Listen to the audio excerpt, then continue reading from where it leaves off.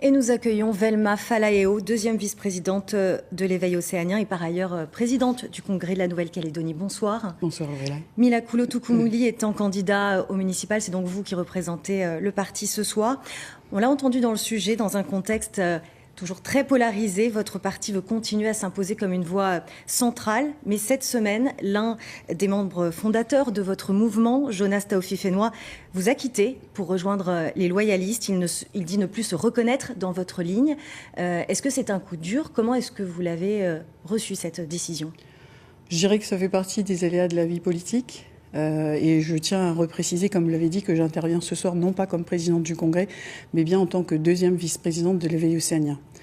Donc la vie politique, elle est comme ça. Il y a des gens qui rentrent, qui sortent. L'exemple de Sonia Backès qui elle-même était au Rassemblement, puis MPC. Elle a créé son mouvement Les Républicains Calédoniens. Aujourd'hui, elle est loyaliste. Nicolas Mesdov, qui était dans Calédonie Ensemble, a créé Génération NC. Aujourd'hui, il est loyaliste. Voilà, la vie politique, elle fait que les gens peuvent rentrer et sortir. Concernant M. Taofifénois, effectivement, nous avons pris en compte sa démission. Ça date de mi-janvier dernier.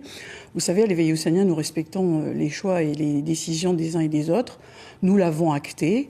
Aujourd'hui, ce qui est regrettable, c'est toute la récupération politique qui en est faite. Sonia Backès veut faire une démonstration de loyalisme ethnique pour un électorat qu'elle n'a pas, océanien, kanak en l'occurrence.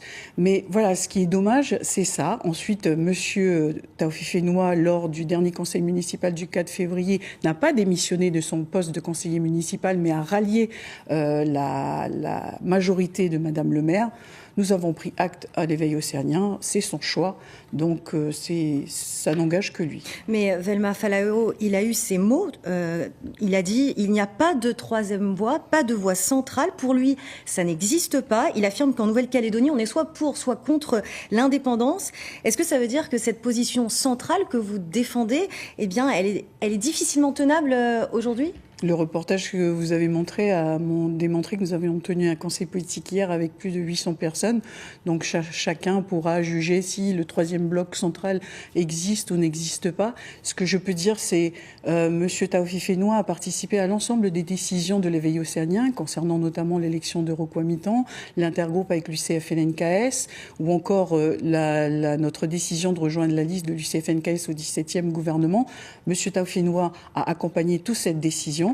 Nous regrettons simplement qu'il soit parti sans explication, mais encore une fois, nous respectons les décisions de chacun. Vous craignez un risque d'hémorragie? Est-ce que vous craignez d'autres départs? Non, pas du tout, puisque le reste des membres de l'Éveil océanien a bien conscience de la vision.